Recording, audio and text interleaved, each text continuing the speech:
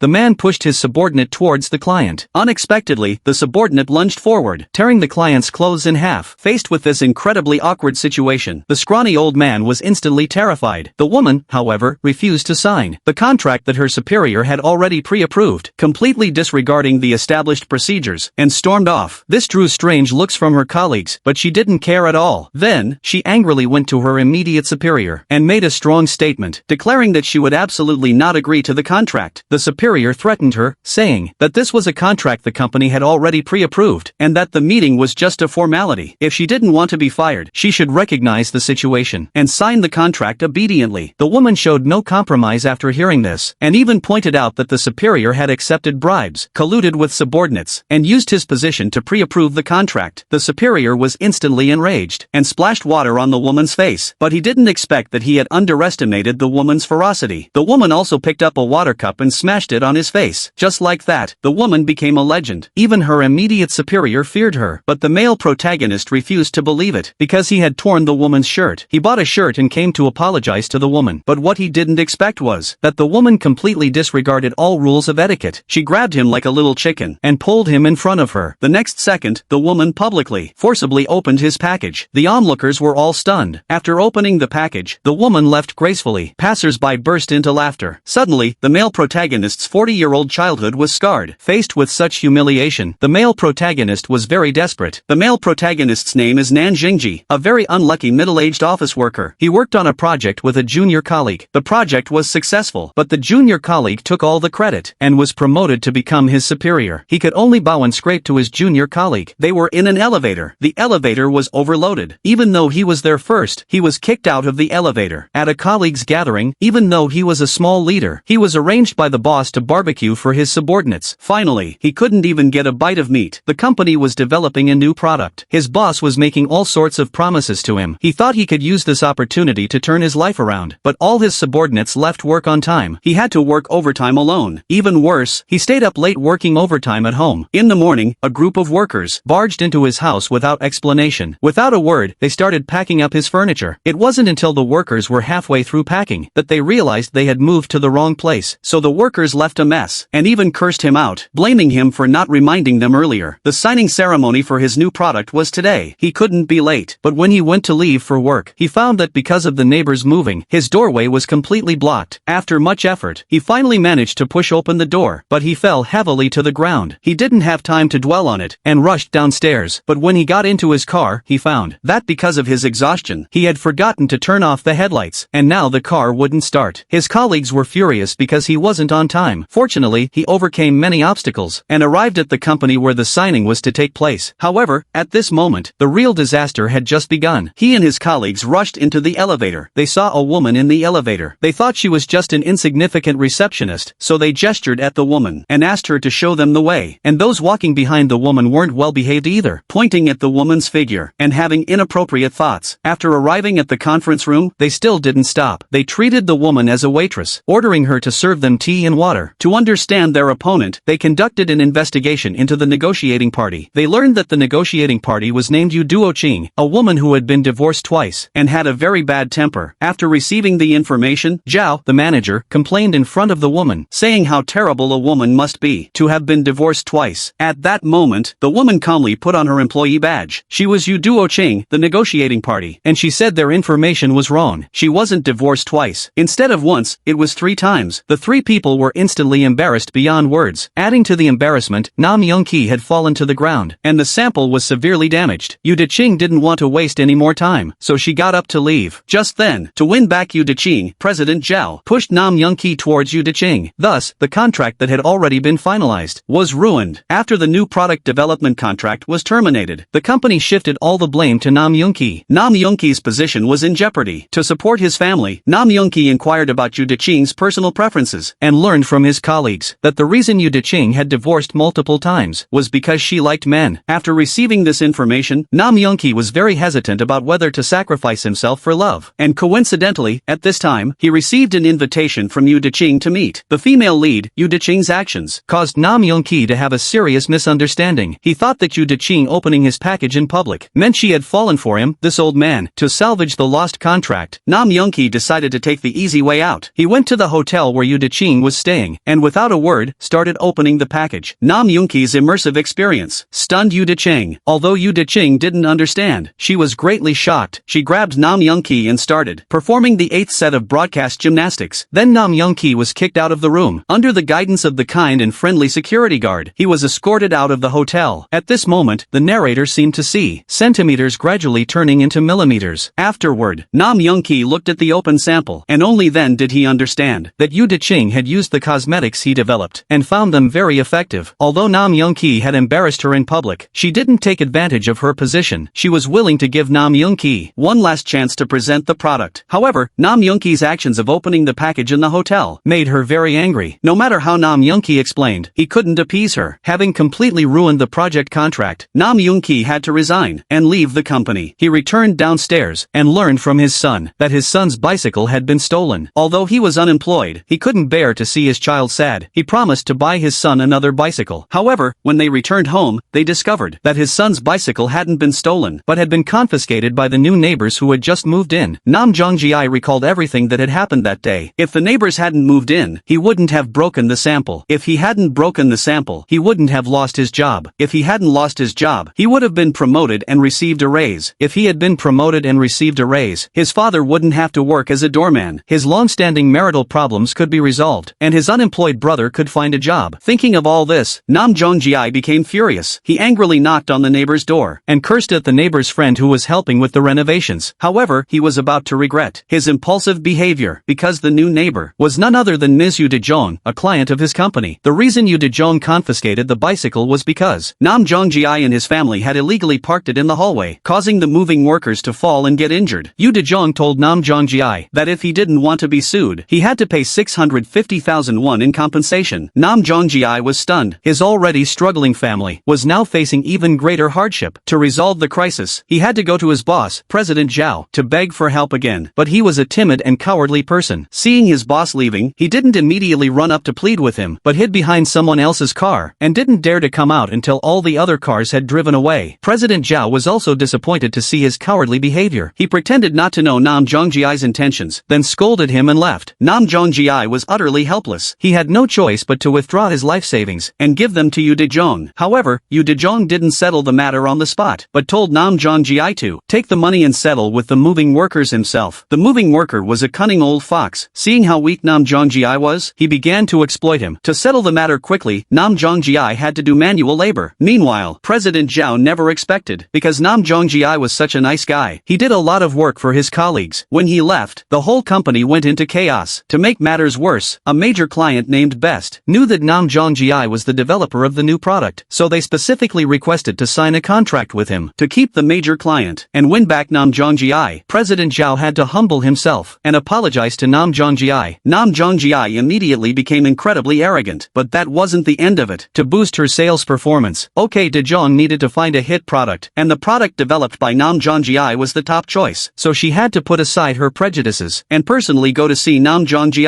At this point, Nam Jung-gi felt like he was the client, and it seemed like he was about to make a comeback, but before he could even enjoy it for 2 seconds, he was slapped in the face. OK Da-jong, the client, called Best in front of him and directly asked Best if they were going to sign a contract with Nam Jung-gi. Best very straightforwardly denied it. It turned out that the reason Best contacted Nam Jung-gi was because they knew that OK Da-jong was interested in the product developed by Nam Jung-gi. They wanted to poach OK Da-jong, which is why they contacted Nam Jung-gi. The mischievous Nam Jung-gi immediately turned back into a docile subordinate. He humbly begged OK Da-jong for forgiveness. OK Da-jong's generosity and magnanimity instantly revived Nam Jung-gi's company. All the raw materials and personnel equipment were ready. Everyone was immersed in the joy of the upcoming signing of the big project. However, what they didn't know was that this damned contract was full of variables. When OK Da-jong submitted the project proposal to her superior, Director Kim didn't intend to sign the contract so easily. Director Kim told OK Da-jong that Nam Jung-gi's company had already invested a lot of money in preliminary work. They were already in too deep. Now, with a little trick, they could get the project at a lower cost and also seize the development patent rights. OK Da-jong was torn after hearing this. She didn't want to be a villain, but she had to obey the company's orders. So, with a heavy heart, she went to Nam Jung-gi's company, Welfare Company. The instructions from Director Kim were conveyed to Nam Jung-gi and the others. Nam Jung-gi and President Zhao were utterly shocked upon hearing this. However, to avoid the losses incurred from their initial financial investment they could only reluctantly accept. Of course, this wasn't the most humiliating part. As the subordinate party, in order to successfully sign the unequal contract, they had to host a banquet for Director Kim, who had been bullying them, and treat him like a king throughout the entire process, bowing and scraping, not daring to be disrespectful. Although they weren't princes, the private room was filled with princesses. Seeing everything that was happening, Ok Daejeon felt extremely uncomfortable. She couldn't understand why people could be so subservient. She questioned Nam Jung-gi why he allowed his hard work to be taken away by others, and shamelessly treated the person who bullied him like a father. Nam Jung-gi was instantly enraged. He told Ok Daejeon that because they were the subordinate party, if they didn't do this, they wouldn't even have the right to survive. As the superior party, he could naturally act self-righteous. Ok Daejeon didn't say much after hearing this. She already hated her superior's abuse of power and corruption. She picked up the signed project contract, then tore the contract into pieces, and threw it in the face of Director Kim, who was still dreaming of being a prince. Director Kim was furious and embarrassed, and picked up a pineapple to throw at Ok Daejeon. But Ok Daejeon was even more ruthless, and immediately picked up a beer bottle. Director Kim instantly backed down. Ok Daejeon left behind a mess, and walked away, leaving Director Kim and President Zhao, these two old fools, in tears. Ok Daejeon told Nam Jung-gi that as long as she agreed to sign the contract, he could be promoted and get a raise soon, but the same would apply to Director Kim. She hated Director Kim very much. She wouldn't let Director Kim succeed. She was planning a big plan to retaliate against Director Kim. The next day, Nam Jung-gi received news that Ok Daejeon had left her company, Golden Chemical, and joined Golden Chemical's competitor, Best. Nam Jung-gi was very upset after learning this, that Ok Daejeon had ruined his contract. He no longer had any respect for Ok Daejeon as a superior, but he would soon have to. She regretted her mischievous behavior, because Yu Duoqing didn't go to Best, but instead lowered her standards and joined Leili, becoming Nam Jung-gi's superior. She's the most formidable woman I've ever seen. She stormed into the men's bathroom, which was full of naked old men. Seeing her burst in, they all screamed and howled, scrambling to find cover. The woman went to the sauna room, where the unsuspecting old men were as shy as newlywed girls. Then the woman picked up a stick and firmly locked the sauna room door. Although the woman's former superior didn't know what she was planning, he was already panicking. Not long ago, Yu Duoqing officially submitted her resignation to her superior, Director Kim, planning to leave a large listed company and move to a smaller company. Although Director Kim didn't like Yu Duoqing, her actions made him very unhappy. Director Yin warned Yu Duoqing that the company she was going to was their outsourcing vendor. As the client, he would definitely not let Yu Duoqing off the hook. Yu Duoqing didn't back down, saying she would also retaliate. And so, Yu Duoqing came to the small company Leili. Yu Duoqing's aggressive and volatile nature had already spread widely in the industry. The company's employees were all trembling with fear. They were very unwilling to accept this reality, and even united to protest to President Zhao, listing a whole bunch of reasons why Yu Duoqing was unsuitable to be their leader. However, President Zhao pushed back against them, and even reprimanded them. Seeing that the protest was ineffective, everyone decided to engage in passive resistance, refusing to obey Yu Duoqing's orders. When Yu Duoqing held a meeting, Nam Jung-gi deliberately hid in the bathroom to avoid attending the meeting. He thought this would allow him to avoid a direct confrontation. Little did he know that Yu Duoqing stormed into the men's restroom, warning him to come out for the meeting immediately. Yu Duoqing's decisive style even made President Zhao, who was also using the restroom, stop in his tracks. And when the meeting officially started, everyone began to make excuses for the tasks Yu Duoqing assigned, and everyone found various excuses to leave the conference room, and the tasks that were supposed to be planned were left unfinished. Just as everyone was feeling smug about their successful resistance, an unexpected event occurred. When Nam Jung-gi left work that evening, he was so drunk from entertaining clients that he was unconscious, so he called a designated driver. However, the driver, seeing that he was unconscious, didn't park the car properly. The next day, Ok Daejeon discovered that her car had been scratched. She went to the auto repair shop and retrieved the car's surveillance footage, and also printed out a picture of the suspected culprit. She then posted the picture all over the neighborhood. Although the picture was blurry, Nam Jung-gi quickly recognized the person in the picture as himself, but he absolutely refused to admit it, because a car had been scratched in the neighborhood. Nam Jung-gi's father, as the security guard, was also held responsible for dereliction of duty, and could only bow and scrape to Ok Daejeon. When Nam Jung-gi's son saw his grandfather being bullied, to get revenge, he wrote "idiot" on Ok Daejeon's door, to insult her. Nam Jung-gi's father still didn't believe that the car scratching incident was related to Nam Jung-gi. Instead, he suspected that it was Nam Bong-ki, Nam Jung-gi's younger brother, who did it. After repeated questioning, Nam Bong-ki finally confessed. It turned out that he saw his brother unconscious that day, so he privately helped his brother park the car, but accidentally scratched Ok Daejeon's car. However, because his driver's license had been suspended, he shifted the blame to Nam Jung-gi. Suddenly, Suddenly, Nam Jung-gi's entire family was caught red-handed by OK Dejong. After inquiring, Nam Jung-gi learned that OK Dejong's car repair cost was as high as 4.83 million won. He knew that OK Dejong wouldn't let it go easily, so he had to voluntarily confess to OK Dejong. OK Dejong knew that Nam Jung-gi was a skilled new product developer, and also President Zhao's capable subordinate, and had high prestige among the employees. To get Nam Jung-gi on her side, she proposed that for every time Nam Jung-gi agreed with her, she would deduct 10,000 won from the repair cost. As an experienced office worker, Nam Jung-gi had no way to repay the money in a short time, so he had to agree. With Nam Jung-gi's unconditional support, Yu Duocheng began a sweeping reform. Whenever someone raised an objection, Yu Duocheng would have Nam Jung-gi step forward to support her. Even when President Zhao wanted to oppose Yu Duocheng's ideas, they were still implemented smoothly because of Nam Jung-gi's support. Just as Yu Duocheng was resolving internal issues, Executive Director Kim began to launch a vicious attack on her. He instructed his subordinates to place orders with Leili, but after Leili completed the orders, he said he didn't want them anymore. He also found fault with previously delivered orders, returning a lot of goods. After all this, Leili suffered heavy losses. However, since 30% of Leili's orders came from Golden Chemical, Leili could only swallow its pride. Executive Director Kim's goal was very simple: to make Yu Duocheng kneel before him and admit her mistakes. But he underestimated Yu Duocheng's tenacity. Yu Duocheng immediately refused to continue outsourcing for Golden Chemical. Yu Duocheng's actions not only angered Executive Director Kim, but also made her colleagues tremble with fear, because 1/3 of their company's orders came from Executive Director Kim. If they severed all ties, the company would face bankruptcy at any time. Yu Duocheng had already thought of a countermeasure. She wanted to escape the humble fate of being a subcontractor and create her own cosmetics brand. However, as soon as she proposed her plan, it was met with opposition from everyone. First, the company's finances could only support her for 3 months. If there were no results by then, they would face bankruptcy. Secondly, the company didn't have any marketable products. There wasn't enough time to replan. But Yu Duocheng had already thought of all this. She told her colleagues that she had switched to the small company Leili because she saw the potential of the products developed by Nam Jung-gi. She was confident that she and Nam Jung-gi could turn the new product into a bestseller. Nam Jung-gi trembled after hearing this. He would rather do manual labor for Yu Duocheng than believe that he could achieve this. Yu Duocheng was very disappointed when she saw this. After some persuasion, she finally managed to motivate Nam Jung-gi. Although everyone still expressed doubts, because of Nam Jung-gi's support, they could only reluctantly agree. They agreed, so everyone went into overdrive, working overtime and extra shifts. Some couldn't even go home to take care of their sick children. In this way, the colleagues worked tirelessly for a month, finally producing the samples. They were about to enter the mass production stage. Just then, Executive Director Kim started playing dirty tricks. Because Yu Duocheng refused to outsource, many of their company's popular products suffered significant losses. To force Yu Duocheng to continue outsourcing popular products, Executive Director Kim instructed other outsourcing manufacturers to cut off the supply of raw materials for Leili's new products. President Zhao tried to negotiate with the competitors who had been instructed to do this. Although they had purchased a large amount of useless raw materials and suffered huge losses, they were still unwilling to return the raw materials to President Zhao due to Executive Director Kim's threats. Yu Duocheng had to personally intervene, explaining the pros and cons, and offering to exchange the popular products that Executive Director Kim needed, so that those willing to cooperate would have no worries. After a day of anxious waiting, a competitor finally offered a helping hand, and the new product was out of danger, entering the mass production stage. Then, with everyone's high expectations, the new product was officially launched and sold in shopping malls, competing directly with Executive Director Kim's Golden Chemical. Although it was successfully launched, because it lacked brand recognition, sales were slow. Yu Duocheng had to act as a shill again. Under Yu Duocheng's influence, many customers instantly gathered around, and the mysterious man who suddenly appeared also played a crucial role. Product sales instantly increased significantly. The colleagues speculated about the relationship between the mysterious man and Yu Duocheng. Just when Nam Jung-gi was also full of doubts, he saw the mysterious man coming out of Yu Duocheng's house. All signs indicated that Yu Duocheng and the mysterious man had an unusual relationship. With the stabilization of sales in the shopping malls, the task of opening other sales channels was also put on the agenda. After discussion, everyone decided to prioritize opening the TV shopping channel, and Nam Jung-gi was put in charge. Yu Duocheng's condition was, it was possible to spend money and pull strings to get preferential treatment. These conditions put Nam Jung-gi in a difficult position, because there were simply too many products vying for television exposure. Nam Jung-gi faced rejection again and again. Just then, things took a turn for the better. Nam Jung-gi's younger brother, Nam Bong, who was essentially unemployed, discovered that his brother's product had been discarded without even being tested while he was working as an extra at the TV station. So he bravely recommended his brother's product to the shopping channel host. embarrassed, and said that his brother had been working overtime every day for the product, even neglecting his children. The host was deeply moved, and the new product successfully opened up a TV shopping channel. The successful opening of the new channel greatly boosted the morale of his colleagues. Everyone praised Nam Jung-gi for his outstanding contributions, and just then, the mysterious man reappeared. Unexpectedly, he was the president of the TV shopping channel, and also OK Daejeon's ex-husband 1.0. Suddenly, various rumors arose, saying that the TV shopping channel was achieved through OK Daejeon's connections, and that OK Daejeon used improper means to achieve her goals. Nam Jung-gi was greatly disappointed. It wasn't until OK Daejeon told Nam Jung-gi the truth that Nam Jung-gi realized it was truly his achievement. Just as product sales were skyrocketing, a new crisis arose. Managing director Kim instructed his subordinates to completely copy their product. Facing the wealthy and powerful Golden Chemical, they were directly transformed from the original creators to imitators, and the person who did this was OK Daejeon's ex-husband 2.0. This is the most infuriating mother-in-law I've ever seen. Even though her son was divorced, she still went to her former daughter-in-law's company and acted aggressively, making her former daughter-in-law lose face in front of her colleagues, simply because her wealthy son wanted to reconcile with his ex-wife. Not long ago, OK Daejeon's ex-husband 2.0, under the instruction of managing director Kim, completely copied the new product of OK Daejeon's company, Le Welfare, and used his abundant financial resources to suppress Le Welfare's new product, turning it into a counterfeit product. For a time, Le Welfare was embroiled in a plagiarism scandal. Not only did shopping malls refuse to provide Le Fuli with retail space, but television sales were also halted. The company was instantly hit hard. All the colleagues were demoralized. Faced with director Kim's repeated despicable tactics, even President Zhao, who had always been subservient, became furious, and officially broke ties with director Kim. Just then, the president of the TV shopping company, who was also OK Daejeon's ex-husband 1.0, proposed collaborating with OK Daejeon to develop products. In order to reconcile with her, he claimed that this collaboration would save the company. OK Daejeon was a little hesitant, but at this moment, director Kim found out about this, so he tipped off ex-husband 1.0's mother. Ex-husband 1.0's mother already disliked OK Daejeon, so she went to Le Fuli and caused a huge scene. Afterward, Le Fuli company was completely in trouble. The colleagues even had internal conflicts. To save the company, Nam Jung-gi went to Golden Chemical to protest alone. The other colleagues weren't idle either. They used simple equipment to shoot a viral advertisement. Seeing the colleagues' desperate efforts, OK Daejeon was not to be outdone. She decided to strike back hard at those who had harmed her. Her powerful aura impressed all the men in the company. Coincidentally, ex-husband 2.0 found OK Daejeon at this time. His goal was also to reconcile with OK Daejeon. He said that suppressing Le Fuli was to make OK Daejeon return to Golden Chemical, and to ensure OK Daejeon's smooth return. He also gave OK Daejeon incriminating evidence against director Kim. Armed with this secret weapon, OK Daejeon began to retaliate against director Kim. She first went to ex-husband 1.0's company, then slapped her ex-husband in front of her former mother-in-law. Then she forced director Kim to publicly refute the plagiarism allegations. Director Kim was reprimanded by his boss for this, and almost lost his job. After this battle, Le Fuli completely got rid of the suspicion of being a copycat. However, the company's finances fell into a new crisis. To retaliate against OK Daejeon, director Kim continued to secretly cause trouble. He made the bank raise Le Fuli's loan interest rate, and deliberately delayed settling the final payment to Le Fuli. To increase sales, to alleviate the financial deficit, the company decided to open up new sales channels. This time, Yu Duocheng made it clear that using connections or backdoors was strictly prohibited. However, everyone couldn't find a better way, so they decided to secretly entertain the channel manager behind Yu Duocheng's back. To connect with the channel manager, after learning that the channel manager liked marathons, they even formed a team to participate in a marathon they weren't good at, barely managing to connect with the channel manager after a great effort. However, this was only the beginning. They went to great lengths to serve the channel manager, and repeatedly offered gifts and entertainment, even to the point where President Zhao got drunk. But they still didn't achieve their goal. Although Yu Duocheng wanted to continue pretending not to know, they seemed to be obsessed. To make Nam Jung-gi face reality, Yu Duocheng dragged Nam Jung-gi to the channel manager. At this time, the channel manager was secretly colluding with director Kim. Only then did Nam Jung-gi realize he had been played. President Zhao was furious when he learned that director Kim was behind it again. After this incident, Nam Jung-gi also made up his mind not to use improper means to obtain sales channels. Soon after, Yu Duocheng formulated two new sales strategies. First, combining individual cosmetic products into makeup sets, and second, opening up a recommendation channel through beauty bloggers. Both new sales strategies achieved very good results. Just as the company was gradually getting back on track, director Kim suddenly showed goodwill to President Zhao. He recommended an angel investor to President Zhao, and the investment was 1 billion yuan. President Zhao's future suddenly looked bright, but what he didn't know was that this angel investor was Yu Duocheng's ex-husband. Ex-Husband 3.0. What does the most harmful pig butchering scam look like? First, they take you to a high-end club with beautiful women by your side. Then they provide you with a luxury car and driver, and even pay to get you on the financial headlines, letting you enjoy the feeling of success. Then, when you're not paying attention, they take over your company and kick you out of the company. President Zhao didn't know about the Ex-Husband 3.0. He was colluding with director Kim, so he readily accepted the investment. Just then, something happened at the company. Team leader Shin, relying on being President Zhao's brother-in-law and his mother being an investor, forced company employee Zhang Meili to have dinner with him and even tried to sexually harass her. When Yu Duoqing found out, she and her colleagues stepped forward to stand up for Zhang Meili. In the end, team leader Shin was punished. Team leader Shin held a grudge and retaliated against his colleagues. Unable to tolerate team leader Shin any longer, they, in a moment of madness, betrayed the company, selling the new product development plan to team leader Yang of Golden Chemical. Director Kim, in order to bring down Leili, decided to launch the stolen new product the day before Lei's IPO. Coincidentally, this was discovered by Yu Duoqing's ex-husband 2.0, so he told Yu Duoqing about the leak of the new product. Yu Duoqing urgently called Nam Jung-gi to discuss countermeasures. To find the mole, they assigned different tasks to different colleagues to work on different products. Finally, they found out that Zhang Meili was the mole. To stabilize the team, Yu Duoqing did not hold Zhang Meili accountable. This greatly boosted the morale of her colleagues. To deal with the leak, the colleagues worked overtime and finally came up with a perfect alternative solution and successfully surpassed Golden Chemical's new product, becoming a popular product. With the product's popularity, various sales channels began to actively contact Leili. Yu Duoqing saw the hidden dangers and warned her colleagues in advance that they must not accept bribes. Her colleagues also made various promises. However, not long after, they couldn't resist the temptation. The shopping malls, in order to secure exclusive rights, began to offer high-value shopping vouchers to female colleagues. E-commerce platforms, in order to secure exclusive rights, also began to use attractive women to entertain male colleagues, and the competitors who had previously refused to help also began to show favor to President Zhao. Under various temptations, the colleagues all succumbed and began to speak up for the sales channel representatives who had bribed them, but Yu Duoqing flatly refused all the requests from her colleagues, deciding not to pursue exclusive sales. The colleagues were all immediately trapped, plunged into fear and unease. Yu Duoqing soon learned of the bribery incident from the distributors. He severely reprimanded his colleagues. Worst of all, distributors from all sides came knocking on his door. To quell the incident, Yu Duoqing returned all the bribes to the distributors and firmly rejected the exclusive sales proposal. Although the leak and bribery incidents were resolved, they gave her ex-husband 3.0 leverage, allowing him to interfere in company affairs. President Zhao could only reluctantly accept the layoffs. The layoffs finally gave team leader Shin a reason to bully everyone. Every colleague was in jeopardy. Under Nam Jung-gi's strong protest, the final decision-making power for the layoff list was given to Nam Jung-gi. Nam Jung-gi was in a dilemma and finally offered to resign. However, his proposal was not approved. In the end, Han Mi-young was laid off. Ex-husband 3.0 used the layoff incident to force President Zhao to relinquish personnel and administrative power. Then he and director Kim began to plot, transferring thugs from Golden Chemical to Lu Welfare. Using team leader Shin's embezzlement as leverage, he kicked team leader Shin out of the company, successfully gaining control of Lu Welfare's finances. Suddenly, the company completely changed. Everyone was trembling with fear. To counter the zombie-like power, Yu Duoqing rehired Han Mi-young and successfully restrained team leader Yang to win over people's hearts. Ex-husband 3.0 not only treated everyone to meals, but also gave out bonuses and benefits. Everyone was overjoyed, except for Nam Jung-gi, who was full of worries. After secretly investigating, he learned that the funds brought in by ex-husband 3.0 were from loan sharks. With even a slight misstep, they would be burdened with huge debts. At this time, rumors were rampant in the company, saying that ex-husband 3.0 was colluding with Yu Duoqing to take over Lu Welfare. President Zhao also learned the true nature of ex-husband 3.0 from his colleagues in the industry. He was instantly terrified, even contemplating suicide. At this time, he deeply doubted Yu Duoqing's loyalty. After a big argument, Yu Duoqing angrily left. Fortunately, Nam Jung-gi's scolding woke up President Zhao. He decided to return the investment from ex-husband 3.0 and started raising money everywhere. Ex-husband 3.0, in order to make Nam Jung-gi betray President Zhao, began to win over Nam Jung-gi. The purpose of ex-husband 3.0's actions was to persuade the employees who held original shares to agree to the company's backdoor listing. If successful, Lu Welfare would be acquired by Golden Chemical, and President Zhao would be completely out of the picture. Nam Jung-gi didn't want Lu Welfare to be acquired, so he started organizing employees to resist. His actions moved all the employees. Many employees, under his influence, refused the merger and acquisition. Meanwhile, President Zhao also pleaded with Yu Dejong to come back and help him. Yu Dejong, under everyone's expectations, returned to Lu Welfare. She had already thought of a counter-strategy. When she learned that ex-husband 3.0 had invested in low welfare, to be on the safe side, she had already registered trademarks for 2 popular products, under 2 different companies. This meant that even if they were merged and acquired, they would only lose half. Moreover, after Golden Chemical found out, they wouldn't let ex-husband 3.0 off the hook either. To completely defeat director Kim, Nam Jung-gi and his colleagues used a scheme to steal ex-husband 3.0's secret accounting books. Evidence of their private transactions was also made public. After the senior management of Golden Chemical found out, director Kim's career at Golden Chemical was completely over. Thanks to everyone's efforts, low welfare was finally saved. But ex-husband 3.0 started to unleash his final move. He demanded that President Zhao return the 5 billion won investment. So President Zhao and Nam Jung-gi started raising funds everywhere. Finally, President Zhao borrowed 1.5 billion won from his mother-in-law. Nam Jung-gi borrowed 1 billion won from a fellow president. Yoo De-jong sold her house and raised 500 million won. And ex-husband 1.0 also invested 3 billion won. Ultimately, low welfare finally overcame the difficulties. At the end of the story, Nam Jung-gi was successfully promoted, replacing Yoo De-jong's position, while Yoo De-jong was promoted to vice president. Their love story also began to develop. The entire drama ends here. Thank you for your support.